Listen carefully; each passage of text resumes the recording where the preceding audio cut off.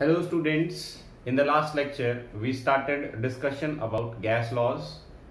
We discussed what is Boyle's law, and in Boyle's law we saw that when temperature of a gas is kept constant, then pressure is inversely proportional to volume of gas.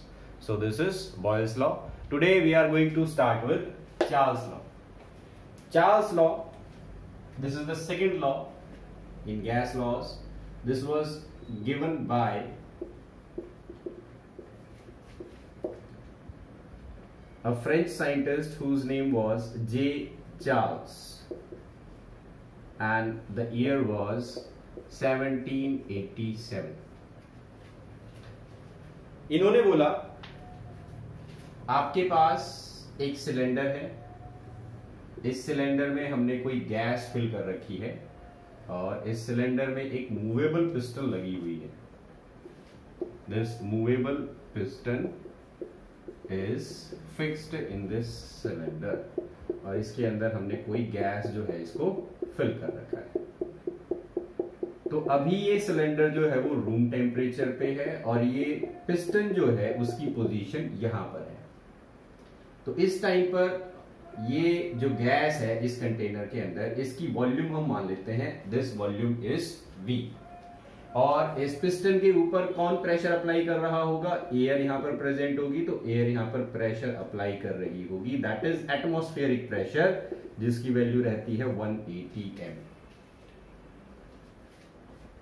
तो ये जो gas है इसका temperature अभी क्या है? Room temperature के बराबर है 25 डिग्री सेंटीग्रेड. तो ये हमारा सिस्टम है जो हमने स्टडी करने के लिए यूज किया अकॉर्डिंग टू चार्ल्स. अब हम क्या करते हैं, हम इस सिलेंडर को जो है वो गर्म करने लग जाते हैं. We started heating this cylinder. तो सिलेंडर को जब गर्म करोगे तो सिलेंडर के अंदर क्या चीज है? गैस है. गैस जो है उसका टेम्परेचर इंक्रीज होगा. गैस का टेम्परेचर इंक्रीज कर रहे हो, इसका मतलब गैस की थर्मल एनर्जी बढ़ा रहे हो. थर्मल एनर्जी बढ़ेगी तो गैस के मॉलिक्यूल्स जो हैं वो और भी ज्यादा फास्टली मूव करेंगे और फास्ट मूव करेंगे तो वो क्या करेंगे? वो इस दीवार के साथ और भी ज्यादा स्पीड से टकराएंगे.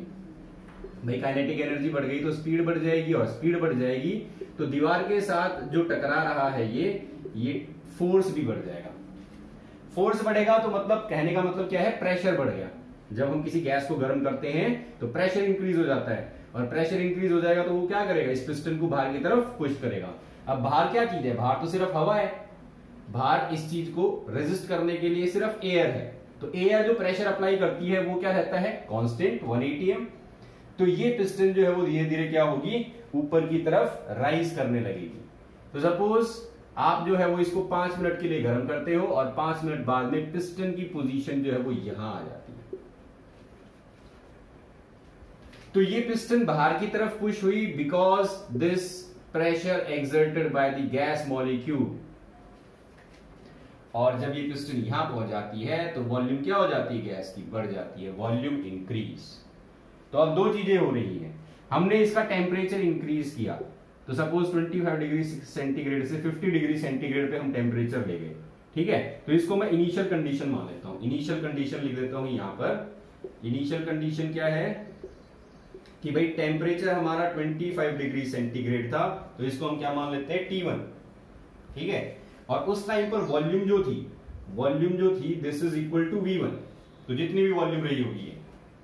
फिर हमने क्या किया? इसको गर्म करना शुरू किया. तो फाइनल कंडीशन जो है वो क्या आ गई?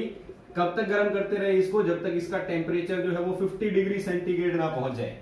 तो ये जो टेम्परेचर आ गया ये हमारा T2 हो गया फाइनल कंडीशंस पे.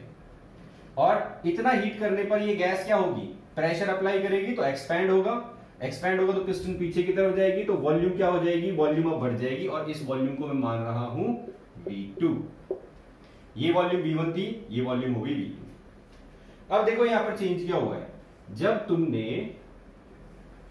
गैस को गर्म किया तो टेम्परेचर इंक्रीज हुआ और टेम्परेचर इंक्रीज होने की वजह से क्या हो रहा है? Volume is increasing. V2 is greater than V1. जब हम टेम्परेचर इंक्रीज कर रहे हैं तो V2 जो है वो इंक्रीज हो रहा है. तो इसका ये मतलब है कि टेम्परेचर अगर बढ़ता है तो वॉल्यूम भी बढ़ती है गैस की. ये रिलेशन निकल के आता है इस ऑब्जर्वेशन से. और यही जो रिलेशन है वॉल्यूम और टेम्परेचर का, इसको बोलते हैं हम चार्ल्स लॉ। तो अब हम यहां पर जनरलाइज कर लेते हैं अपनी स्टेटमेंट को कि भाई हमारे पास एक गैस थी जो किसी सिलेंडर के अंदर हमने फिल कर रखी थी, उसकी एक पर्टिकुलर वॉल्यूम थी और बाहर से जो प्रेशर अप्लाई हो रहा था वो कांस्टेंट था। ठीक है, एटमॉस्फेरिक प्रेशर क्या है, सेम है। तो यहां पर स्टेटमेंट आ जाती है चार्ल्स लॉ की, when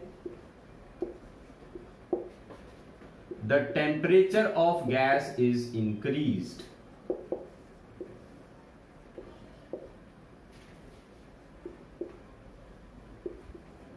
at constant pressure, then volume also increase। पूरा लिख लेना भाई इसको,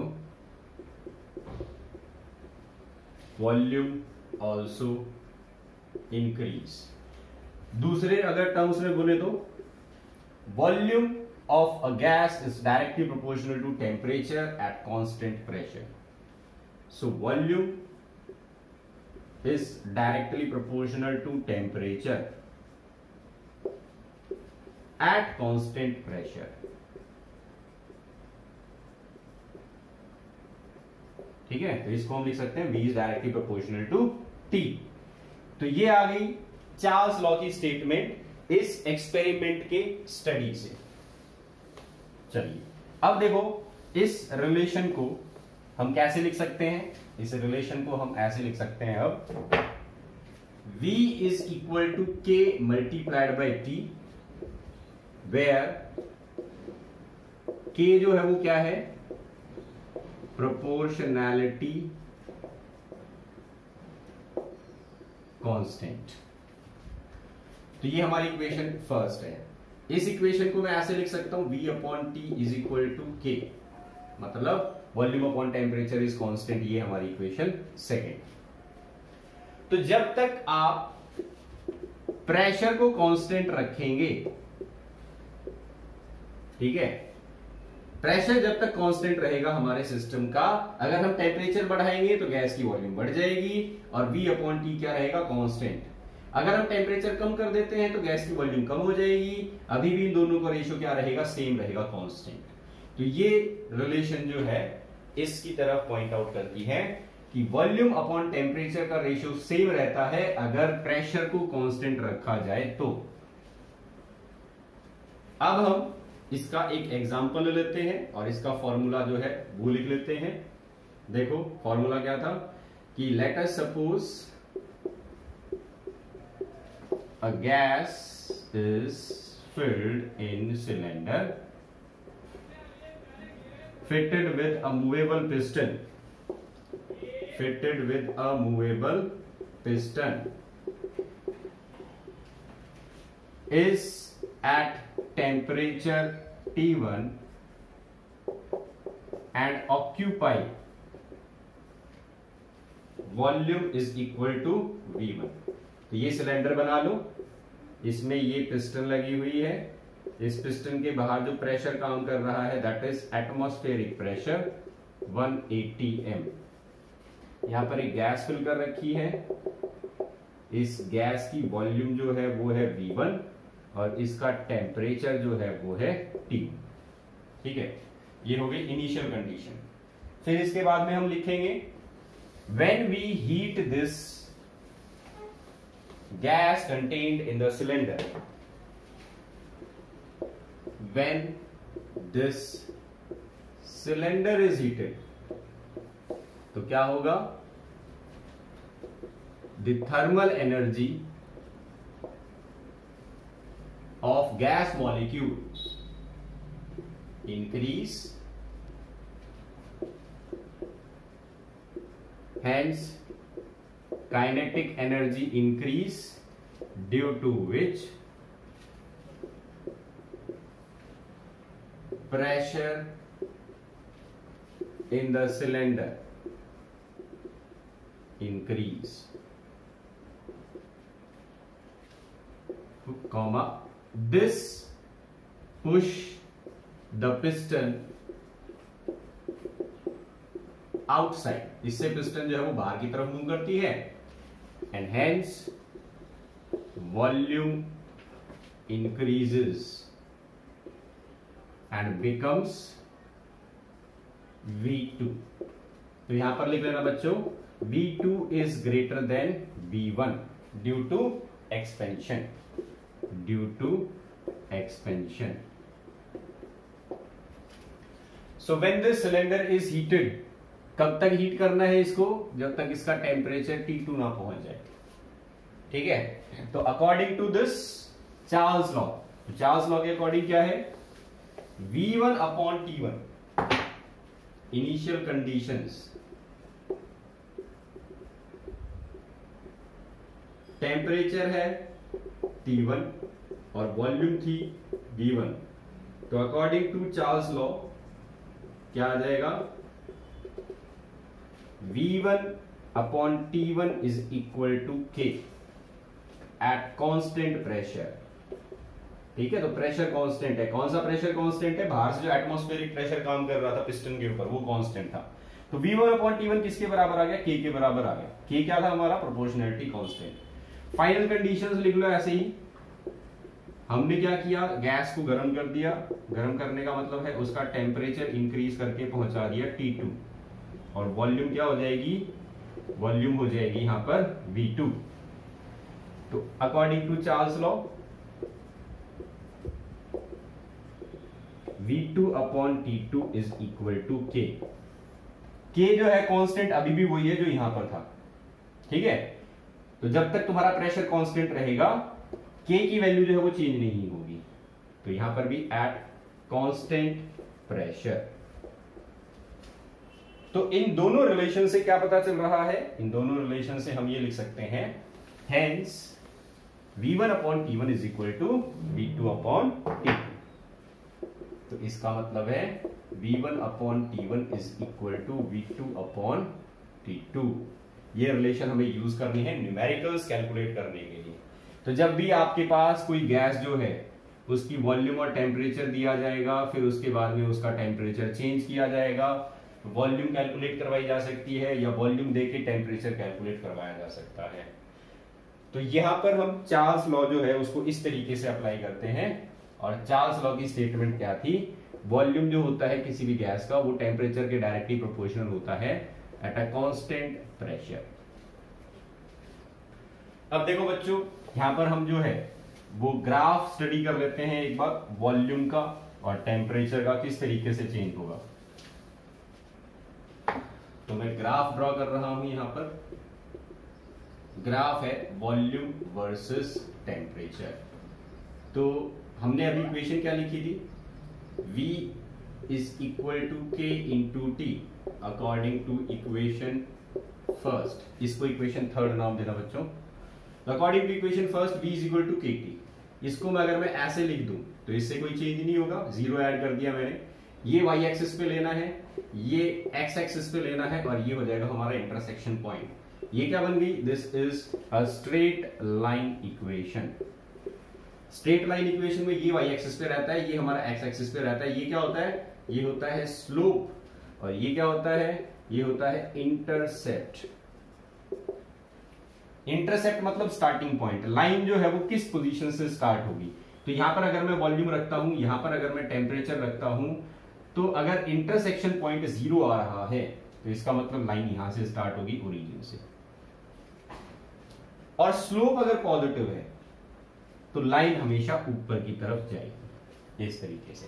तो वॉल्यूम वर्सेस टेम्परेचर का ग्राफ कैसा आ गया, ये ग्राफ बन जाएगा जब आप चार्ल्स लॉ अप्लाई करते हैं तब।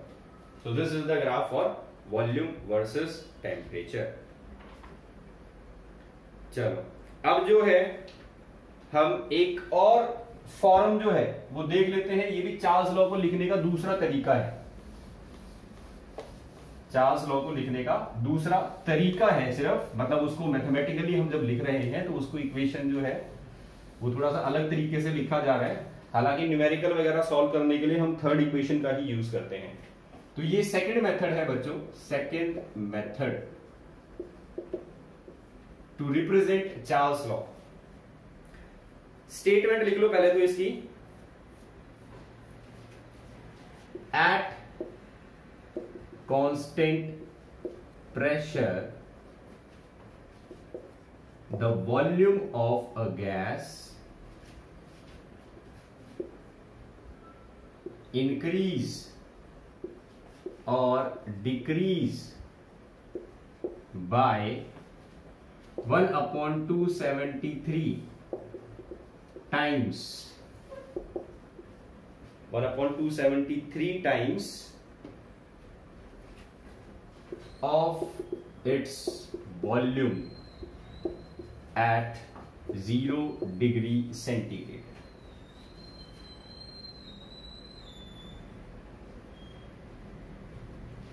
For every 1 degree centigrade rise or fall in temperature. तो ये दूसरी डेफिनेशन है चार्ल्स लॉ की, और इस डेफिनेशन को अगर मैं यहां पर मैथमेटिकली रिप्रेजेंट करूं तो ये इस तरीके से रिप्रेजेंट की जाती है। Vt is equal to V naught bracket में 1 प्लस टी अपॉन 273। यहां पर टी जो है वो किस में होना चाहिए, डिग्री सेंटीग्रेड में होना चाहिए। तो ये दूसरा तरीका है, this is the second method to represent Charles law, और इसको मैं नाम दे देता हूं, दिस इज इक्वेशन नंबर 4। अब देखो इस इक्वेशन में Vt क्या है, Vt is volume occupied by gas at temperature T degree centigrade, और V नॉट क्या है, volume occupied by gas at 0 degree centigrade. तो 0 डिग्री सेंटीग्रेड पर कितनी वॉल्यूम ऑक्यूपाई कर रही थी, वो V नॉट है। T डिग्री सेंटीग्रेड पर कितनी वॉल्यूम ऑक्यूपाई करेगी, वो Vt है। ये टेम्परेचर जो है ये वो टेम्परेचर है जिसपे गैस वॉल्यूम ऑक्यूपाई कर रही है, Vt। तो volume occupied by gas at 0 degree centigrade जो है, इस ब्रैकेट को अगर आप खोल देते हो तो ये कैसे लिखा जाएगा, ये लिखा जाएगा इस तरीके से, Vt is equal to V naught plus V naught into T divided by 273। तो इसको बच्चों मैं 3 पार्ट्स में ब्रेक कर रहा हूं यहां पर, V naught into 1/273 into T degree centigrade, ये इक्वेशन है। अब देखो यहां पर वी नॉट क्या है, volume occupied by gas at 0 degree centigrade plus, ठीक है, तो इट इज, हमने डेफिनेशन यहां पे क्या लिखी थी, eight a constant pressure, eight a constant pressure volume of gas increase और डिक्रीज। तो ये वॉल्यूम ऑफ गैस थी जो 0 डिग्री सेंटीग्रेड पे थी, जब हमने टेम्परेचर बढ़ाया तो वॉल्यूम कितनी इंक्रीज हो गई, 1/273 टाइम्स। तो V नॉट इंटू 1/273 टाइम्स, ठीक है, for every 1 degree centigrade rise. तो इतना इंक्रीज कब होगा, जब टेम्परेचर 1 डिग्री सेंटीग्रेड बढ़ाओगे, और अगर 10 डिग्री सेंटीग्रेड टेम्परेचर बढ़ा दिया तो 10 डिग्री से मल्टीप्लाई करना पड़ेगा। तो इसीलिए T डिग्री सेंटीग्रेड जो है वो यहां पर मल्टीप्लाई में है। ये फैक्टर तो तब है जब 1 डिग्री सेंटीग्रेड टेम्परेचर राइज करता है तब। अगर मान लो मैं 5 डिग्री सेंटीग्रेड टेम्परेचर बढ़ा रहा हूं, या 10 डिग्री बढ़ा रहा हूं, या 20 डिग्री बढ़ा रहा हूं, तो यहां पर जो है वो उसी नंबर से फिर मल्टीप्लाई करना पड़ेगा, क्योंकि इतनी वॉल्यूम कब इंक्रीज होती है, जब टेम्परेचर 1 डिग्री सेंटीग्रेड बढ़ता है तब इंक्रीज होती है, ठीक है। तो ये इक्वेशन जो है ये दूसरा तरीका है चार्ल्स लॉ को लिखने का। इस इक्वेशन का यूज करके हम किसी भी गैस की वॉल्यूम निकाल सकते हैं किसी भी टेम्परेचर पे, अगर हमें ये पता हो कि वो गैस 0 डिग्री सेंटीग्रेड पर कितनी वॉल्यूम ऑक्यूपाई करती है। So this is the equation. अब यहां पर देखो बच्चों, ये जो इक्वेशन मैंने लिखी है, इस इक्वेशन को यूज करके मैं एक और ग्राफ बनाने जा रहा हूं जो आपको बुक्स के अंदर मिल जाएगा, और इस ग्राफ का एक एप्लीकेशन है, वो एप्लीकेशन भी आप लोग समझ लेना है। यहां पर V नॉट इंटू 1/273 को मैं लिख रहा हूं V नॉट अपॉन 273। ये हमने ले लिया y एक्सिस पे, ये टेम्परेचर हमने ले लिया x एक्सिस पे, और ये हो गया हमारा इंटरसेक्शन पॉइंट। ये क्या बन गई, ये बन गई एक स्ट्रेट लाइन इक्वेशन, और स्ट्रेट लाइन इक्वेशन की y एक्सिस पे क्या रखा है, Vt, x एक्सिस पे क्या रखा है, टेम्परेचर इन डिग्री सेंटीग्रेड। तो लाइन कहां से शुरू होगी, अब 0 से शुरू नहीं होगी कि V नॉट से शुरू होगी। तो V नॉट जो है वो कहां पर है, मान लो यहां पर है V not, this is V not, और लाइन का स्लोप क्या आ रहा है, पॉजिटिव स्लोप, ऊपर की तरफ जाएगा क्योंकि ये वैल्यू जो है वो पॉजिटिव आ रही है, तो ये लाइन गई ऊपर की तरफ। अब देखो बच्चों, V0 की वैल्यू जो है वो यहां पर 0 नहीं है, लेकिन अगर मैं इस एक्सिस को आगे की तरफ बढ़ा दूं और इस लाइन को मैं एक्स्ट्रापोलेट करूं तो ये लाइन यहां पे आके मिल जाती है। तो यहां पर टेम्परेचर है 0 डिग्री सेंटीग्रेड। 0 डिग्री सेंटीग्रेड का मतलब क्या हो गया, 273 केल्विन। ठीक है, इधर की तरफ जाए तो 273 से टेम्परेचर प्लस होता जाएगा। इधर की तरफ आओगे तो ये जो लाइन जो है ये जहां पर इंटरसेक्ट करती है, यहां पर टेम्परेचर तुम्हें देखने को मिलेगा -273 डिग्री सेंटीग्रेड।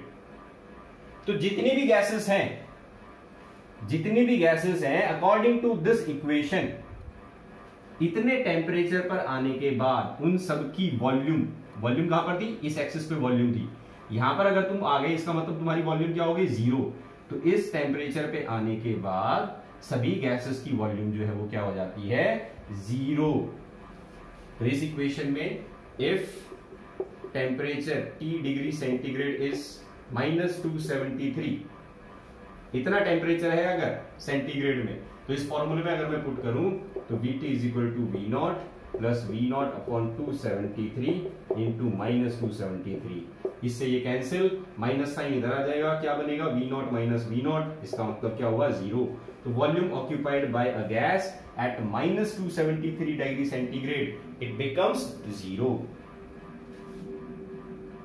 तो गैसेस में जो है वो इसकी वैल्यू डिफरेंट होती है, बस किसी गैस की V0 यहां हो सकती है, किसी गैस की V0 यहां हो सकती है, लेकिन इन सभी का ग्राफ जो है वो आके मिलेगा इसी पॉइंट पे। ठीक है, तो इसको क्या बोलेंगे, this is the volume at -273.15 degree centigrade कह लो, या फिर कह लो इसको 0 केल्विन। तो 0 केल्विन वो टेम्परेचर होता है जिस पे गैस की वॉल्यूम 0 हो जाती है, मतलब गैस एग्जिस्ट नहीं करती एट दिस टेम्परेचर। तो क्या लिख सकते हैं हम इस इक्वेशन से अब कि at -273 degree centigrade the volume of gas becomes 0 and the gas ceases to exist, hence this temperature is called absolute temperature. ठीक है, तो according to equation 4th VT is equal to V0 plus V0 upon 273 into T degree centigrade में, if temperature is -273 degree centigrade तो VT is equal to V0 plus V0 upon 273 into -273, ये हो जाएगा cancel, क्या आ जाएगी, volume occupied by a gas it becomes equal to 0। तो यहां से हम क्या लिख सकते हैं, volume of gas becomes 0 at -273 degree centigrade, या फिर कह लो 0 Kelvin, hence it is the temperature at which gas cease to exist, gas exist नहीं करेगी, और इसी वजह से इसको बोला जाता है hence this temperature is called absolute temperature। ये वो लोवेस्ट पॉसिबल टेम्परेचर है जो तुम सोच सकते हो, जहां पर पहुंचने के बाद गैस की वॉल्यूम जो है वो खत्म हो जाती है। ठीक है, तो आप इस टेम्परेचर को जो है अगर सोचते हैं तो ये वो टेम्परेचर है जिस पे गैस एग्जिस्ट नहीं करती, और इसको क्या बोलते हैं हम, एब्सोल्यूट टेम्परेचर। वैल्यू क्या होती है, 0 केल्विन कह लो या -273 डिग्री सेंटीग्रेड कह लो, और इस एब्सोल्यूट टेम्परेचर की वजह से ही केल्विन स्केल का क्या नाम पड़ा है, kelvin scale is called absolute temperature scale. तो एब्सोल्यूट टेम्परेचर स्केल हम इसी वजह से बोलते हैं केल्विन स्केल को, बिकॉज 0 केल्विन वो लोवेस्ट पॉसिबल टेम्परेचर है जिस पे कोई भी गैस जो है वो एग्जिस्ट ही नहीं करेगी, उसकी वॉल्यूम कितनी हो जाएगी, 0 हो जाएगी, तो गैस गायब हो जाएगी, कहने का मतलब ये था। तो ये दूसरा तरीका हो गया चार्ल्स लॉ को लिखने का। तो हमारे पास दो इक्वेशंस आ गई बच्चों अब चार्ल्स लॉ को स्टडी करने के लिए। पहली इक्वेशन क्या है, v1 upon t1 is equal to v2 upon t2, और दूसरी इक्वेशन क्या है, दो इक्वेशंस है चार्ल्स लॉ की। पहली तो है v1 upon t1 is equal to v2 upon t2, और दूसरी इक्वेशन है किसी भी गैस की वॉल्यूम हम निकाल सकते हैं अगर हमें इनिशियल वॉल्यूम उसकी पता हो तो अगर आप इनिशियल वॉल्यूम मतलब 0 डिग्री सेंटीग्रेड पर वॉल्यूम जानते हैं तो आप T डिग्री सेंटीग्रेड पर कितनी वॉल्यूम होगी ये निकाल सकते हैं इस इक्वेशन का यूज करके। और यहां पर कोई भी टेम्परेचर कोई भी वॉल्यूम दे रखी है, उस टेम्परेचर को हमने चेंज कर दिया तो वॉल्यूम चेंज हो जाएगी। तो इस इक्वेशन का हम यूज करते हैं ऐसी जगह पे। चलिए अब हम यूज करते हैं चार्ल्स लॉ को और कुछ क्वेश्चंस जो है इनको सॉल्व करते हैं। एक बात और बता देता हूं आपको इसका एप्लीकेशन। तो ये न्यूमेरिकल सॉल्व करने से पहले इसका एक एप्लीकेशन देख लो। आपके पास एक हॉट एयर बैलून है, हॉट एयर बैलून है, ठीक है। तो हॉट एयर बैलून जो है वो कौन यूज करते हैं, जियो साइंटिस्ट यूज करते हैं भाई, जो अर्थ के बारे में स्टडी करते हैं, एटमॉस्फेयर के बारे में स्टडी करते हैं। तो आपने देखा होगा टीवी वगैरह के अंदर एक बकेट लगी होती है, उसके अंदर जो है वो कुछ लोग बैठे होते हैं, यहां पर एक बर्नर लगा होता है, उस बर्नर से क्या है फ्लेम निकलती रहती है और यहां पर जो है वो कोई गैस भरी हुई होती है। तो क्या कर रहे हैं हम, इस गुब्बारे के अंदर जो गैस भर रखी थी उसको गर्म करने लग रहे हैं, ठीक है। गर्म करेंगे तो क्या होगा इससे, अभी जो आपको समझाया था चार्ल्स लॉ, बाहर से देखो इस गुब्बारे के ऊपर बाहर से जो प्रेशर काम कर रहा है वो क्या रहेगा, सेम रहेगा। क्यों, क्योंकि एटमॉस्फेयर है चारों तरफ, तो एटमॉस्फेयर बराबर प्रेशर डालता है सभी डायरेक्शन से, ठीक है। तो यहां पर एटमॉस्फेरिक प्रेशर काम कर रहा है जो कि सेम रहने वाला है। अब इस एटमॉस्फेरिक प्रेशर को सेम रखते हुए हम क्या करते जा रहे हैं, हीट करते जा रहे हैं। तो हीट करने का मतलब है टेम्परेचर इनिशियली था T1 और अब हमने इसका टेम्परेचर पहुंचा दिया T2। तो अगर तुमने स्टार्टिंग में मान लो इस गुब्बारे के अंदर जो है वो 100 लीटर हवा भरी थी, तो वॉल्यूम कितनी थी 100 लीटर। जब इसको गर्म कर दोगे तो वो वॉल्यूम क्या हो जाएगी, वॉल्यूम इंक्रीज हो जाएगी। क्यों, क्योंकि चार्ल्स लॉ जो है वो यही बात कहता है, volume is directly proportional to temperature. Temperature बढ़ाओगे वॉल्यूम बढ़ेगी, टेम्परेचर कम करोगे वॉल्यूम भी कम हो जाएगी। तो हॉट एयर बैलून जो है उसमें इस गैस को गर्म किया जाता है। क्यों गर्म किया जाता है, ताकि इसकी वॉल्यूम बढ़ जाए। वॉल्यूम बढ़ेगी तो इसकी डेंसिटी जो है वो कम हो जाएगी। डेंसिटी का फॉर्मूला क्या था, मास अपॉन वॉल्यूम। और डेंसिटी जब कम हो जाएगी तो ये गैस जो है वो हल्की हो जाएगी और ये बैलून ऊपर की तरफ राइज हो जाएगा। Hot air balloon is using the concept of Charles law. ये हो गया इसका एप्लीकेशन। तो आई होप आपको ये चीज समझ में आ गई होगी। हम गुब्बारे के अंदर एक गैस को फिल करते हैं, फिल करने के बाद उस गैस को हम गर्म करते हैं, क्योंकि वो गुब्बारा जो है वो एटमॉस्फेरिक प्रेशर फील करता है चारों तरफ से जो कि सेम रहता है। तो एटमॉस्फेरिक प्रेशर तो भाई चेंज होने वाला है नहीं, तुम टेम्परेचर चेंज करते जा रहे हो। टेम्परेचर बढ़ाओगे तो वॉल्यूम बढ़ेगी, वॉल्यूम बढ़ेगी तो डेंसिटी कम हो जाएगी, और डेंसिटी कम हो जाएगी तो ये गुब्बारा अपनी तरफ क्या हो जाएगा, ऊपर की तरफ राइज हो जाएगा, ठीक है। तो इस तरीके से ये हॉट एयर बैलून जो है वो एटमॉस्फेयर में ऊपर की तरफ लिफ्ट होता जाता है और कंटिन्यूअसली किसी भी डायरेक्शन में जहां पर हवा चल रही होगी, जिस भी डायरेक्शन की हवा चल रही होगी उस डायरेक्शन में ये मूव करता रहता है। तो ये हॉट एयर बैलून जो है वो एक एप्लीकेशन है चार्ल्स लॉ की। चलिए अब हम करते हैं न्यूमेरिकल प्रैक्टिस। तो देखो सबसे पहले न्यूमेरिकल जो आ रहा है चार्ल्स लॉ से रिलेटेड, उसके अंदर क्या पूछा गया है, तो यहां पर दे रखा है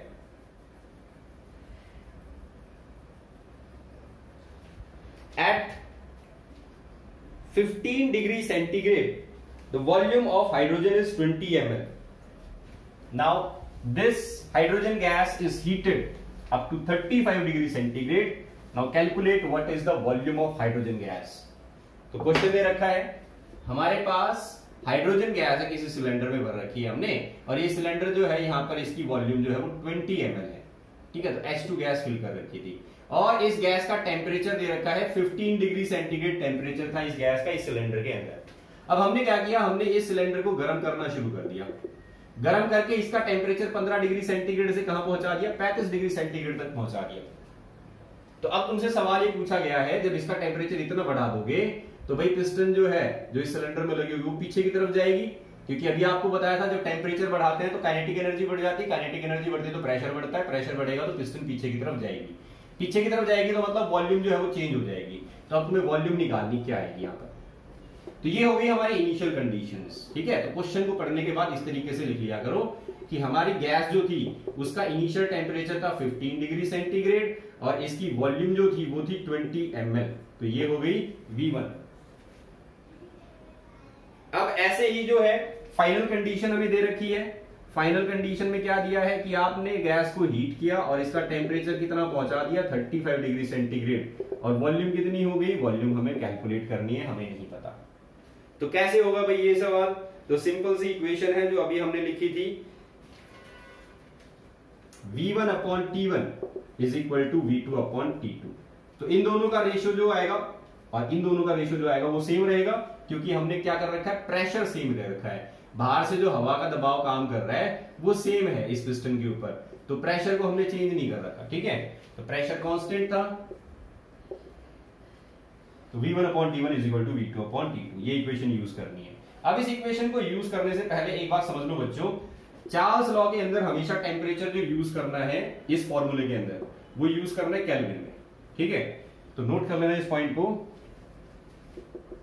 यूज टेम्परेचर इन केल्विन। तो केल्विन में कन्वर्ट करो भाई, 15 डिग्री सेंटीग्रेड दे रखा है तो 273 प्लस 15 कितना बन जाएगा, ये 288 केल्विन। ये टेम्परेचर जो है वो 35 डिग्री सेंटीग्रेड दे रखा है तो कितना हो जाएगा 273 प्लस 35, ये हो जाएगा 308 केल्विन। तो T2 हमारा 308 केल्विन है, T1 हमारा 288 केल्विन है। पुट करो फॉर्मूले के अंदर 20 ml, ठीक है। वॉल्यूम तुम्हारी ml में भी हो सकती है, लीटर में भी हो सकती है, जिसमें तुम आंसर बताना चाहते हो उसमें ले सकते हो वॉल्यूम। टेम्परेचर किसमें लिया, T1 दे रखा है 288 केल्विन, V2 कैलकुलेट करनी है और टेम्परेचर T2 कितना है 308, तो V2 किसके बराबर आ जाएगा 20 डिवाइडेड बाय 288 इंटू 308। इसको कैलकुलेट कर लो, सॉल्व कर लो, सॉल्व करोगे तो आंसर आएगा 21.38 ml, ठीक है। तो ये आ गई हमारी वॉल्यूम, कितना ml जो है वो वॉल्यूम ऑक्यूपाई करेगी हाइड्रोजन गैस। तो यहां पर हम क्या देख रहे हैं, इनिशियली वॉल्यूम कितनी थी 20 ml, अब कितनी हो गई 21.38, तो वॉल्यूम इंक्रीज हो रही है। जैसे जैसे टेम्परेचर बढ़ रहा है वॉल्यूम इंक्रीज हो रही है। तो ये हो गया हमारा न्यूमेरिकल। चलो अब चलते हैं नेक्स्ट क्वेश्चन पे। नेक्स्ट क्वेश्चन जो है देखो कैसे पूछा जा रहा है। तुम्हारे पास एक गैस है और इस गैस का टेम्परेचर जो है वो 0 डिग्री सेंटीग्रेड है। जब इस गैस को गर्म किया जाता है, जब इस गैस को गर्म किया जाता है तो ये गैस जो है इसकी वॉल्यूम डबल हो जाती है, डबल इंक्रीज मतलब डबल इंक्रीज हो जाता है वॉल्यूम के अंदर। अब हमें ये बताना है कि कितने टेम्परेचर पर इसको गर्म किया जाए ताकि इसकी वॉल्यूम डबल हो जाए, ठीक है।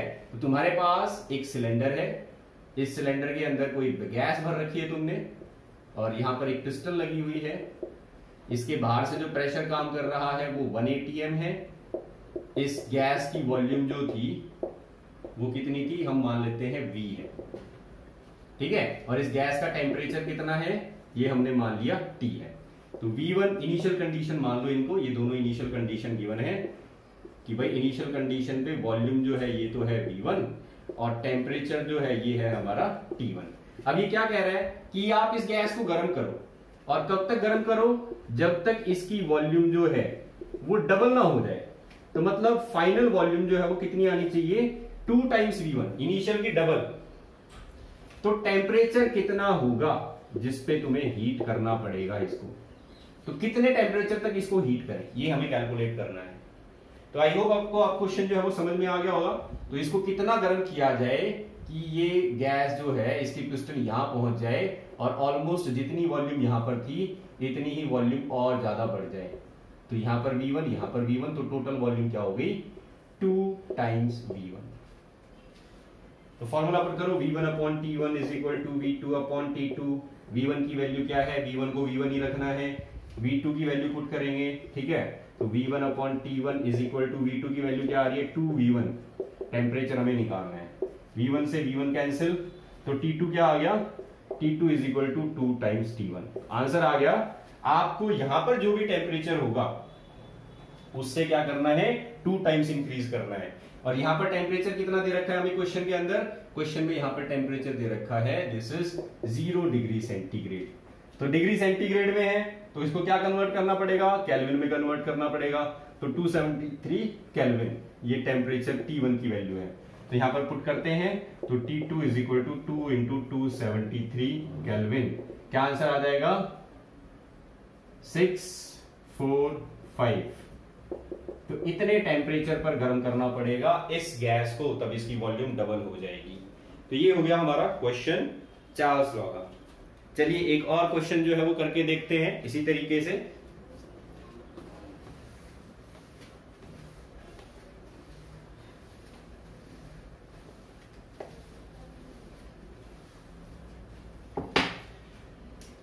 क्वेश्चन दे रखा है a 10 liter cylinder is filled with a gas at a pressure of 2 atm and 0 degree centigrade। ठीक है, 10 लीटर सिलेंडर है और यहां पर गैस जो है उसका टेम्परेचर जो दे रखा है that is 0 degree centigrade. Pressure जो है इसके अंदर दैट इज 2 atm। अब क्वेश्चन में पूछा गया, ये हो गई हमारी इनिशियल कंडीशंस। ये क्या दे रखी है हमें, इनिशियल कंडीशन। अब ये कहता है जब इस गैस की वॉल्यूम 20 लीटर्स हो जाएगी तो टेम्परेचर कितना रहेगा उस टाइम पर गैस का, प्रेशर अगर सेम है तो वही बात हो गई जो अभी हमने पीछे क्वेश्चन किया था। हमें इनिशियल कंडीशन दे रखी है, एक सिलेंडर था, इसके अंदर जो गैस है वो 10 लीटर वॉल्यूम ऑक्यूपाई कर रही है और उसका टेम्परेचर दे रखा है 0 डिग्री सेंटीग्रेड। तो ये तो हो गई V1 और ये हो गया हमारा T1। T1 को कन्वर्ट कर लो केल्विन में 273। अब यहां पर पूछा गया कि भाई तुमने जो है वो इसको 20 लीटर वॉल्यूम पे पहुंचाना है, तो ऑलमोस्ट क्या हो गया, डबल ही हो गया, ये 10 लीटर से 20 लीटर पे चले गए। तो कितना टेम्परेचर जो है वो इंक्रीज करना पड़ेगा, तो वही बात आ गई यहां पर। आंसर भी जो है वो सेम ही आएगा आपका, V1 upon T1 is equal to V2 upon T2। V1 की वैल्यू दे रखी है 10 लीटर, टेम्परेचर दे रखा है 273, V2 हो गया 20 लीटर, टेम्परेचर दे रखा है नहीं पता, कैलकुलेट करना है। तो यहां पर T2 कैलकुलेट कर लो, क्या आ जाएगा 576 केल्विन, सॉरी 546। तो ये आ गया हमारा आंसर। तो इस तरीके के क्वेश्चंस जो हैं वो आपको मिल जाएंगे चार्ल्स लॉ से रिलेटेड। चलो बच्चों, अब मैं आपको जो है वो नेक्स्ट लॉ और बता देता हूं। Next law is called Avogadro's law. Avogadro law क्या कहता है, तो ये छोटा सा लॉ है। एवोगैड्रो लॉ में ये बोला गया कि कोई भी दो अलग अलग गैसेस ले लीजिए, this is the third law, Avogadro's law. इसमें स्टेटमेंट बोली जाती है equal volume of all gases under similar condition of temperature and pressure contain equal number of molecules। तो क्या मतलब है इसका, देखो इस चीज को हम ऐसे समझ लेते हैं। हमारे पास एक तो रसोई गैस का सिलेंडर है, ठीक है, ये एलपीजी का सिलेंडर है। इस एलपीजी के सिलेंडर की जो वॉल्यूम है वो दे रखी है 20 लीटर, ठीक है। और इस एलपीजी सिलेंडर का जो प्रेशर है वो मान लिया हमने 2 atm। तो वॉल्यूम है 20 लीटर, प्रेशर है 2 atm, ठीक है। और इसका टेम्परेचर जो है वो रूम टेम्परेचर है, एक कमरे में रखा हुआ है, तो टेम्परेचर 25 डिग्री सेंटीग्रेड है। दूसरा सिलेंडर जो है, ये तो था एलपीजी का सिलेंडर, दूसरा सिलेंडर ले रखा है हमने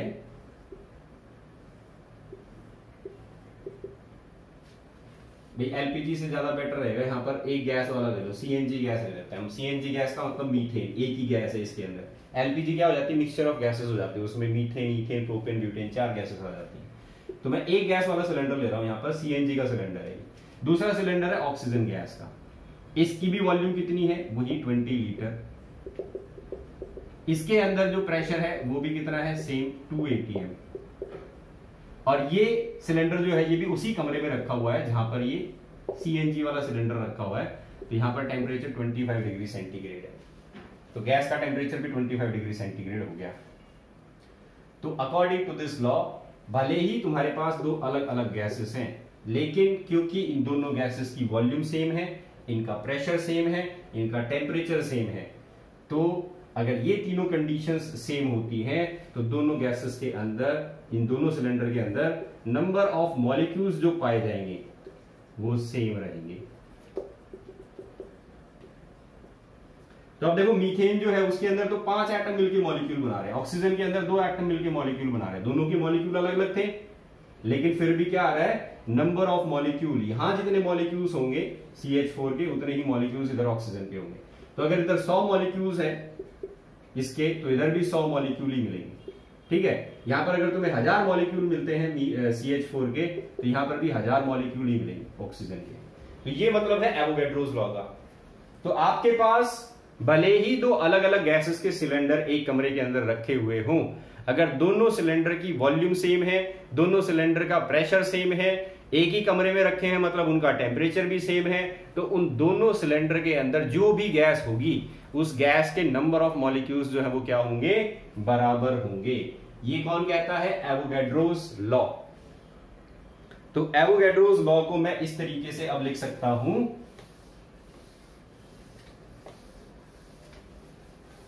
equal volume of all gases under similar condition of temperature and pressure contain equal number of molecules. V is directly proportional to N at constant temperature and pressure. ठीक है, तो volume जो है वो डायरेक्टली प्रोपोर्शनल रहेगी N के, अगर pressure और टेम्परेचर जो है वो सेम है दो अलग अलग कंटेनर के। यहां पर N क्या है, V तो हो गई वॉल्यूम ऑफ गैस, N है number of moles of gas. Number of moles से मॉलिक्यूल्स निकाल सकते हैं, तो N मल्टीप्लाइड बाय Na कर दो तो नंबर ऑफ मॉलिक्यूल्स आ जाता है, ठीक है। तो अगर आपको N पता चल जाता है, मतलब नंबर ऑफ मोल्स पता चल जाते हैं, तो आप उसको एवोगैड्रो नंबर से मल्टीप्लाई कर दो तो वो नंबर ऑफ मॉलिक्यूल्स में कन्वर्ट हो जाता है। तो अगर मैं कह रहा हूं किसी के नंबर ऑफ मॉलिक्यूल्स बराबर हैं, तो उसके नंबर ऑफ मोल्स भी क्या रहने वाले हैं, सेम रहने वाले हैं। तो volume is directly proportional to N at a constant temperature and pressure. ये हो गई एवोगैड्रोस लॉ की बात। तो बच्चों हम 3 लॉ जो है वो स्टडी कर चुके हैं। सबसे पहले हमने स्टडी किया बॉयल्स लॉ, जिसमें ये बोला गया कि प्रेशर जो है वो इनवर्सली प्रोपोर्शनल होता है एट कांस्टेंट टेम्परेचर।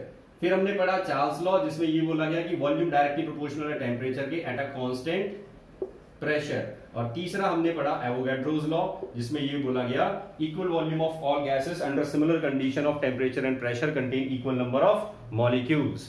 तो ये 3 लॉज जो हैं, these are called gas laws. एक लॉ बच गया, वो हम पढ़ेंगे नेक्स्ट लेक्चर में, और फिर इन लॉज को कंबाइन करके हम एक इक्वेशन बनाएंगे, that is called ideal gas equation. That's all for today, thank you.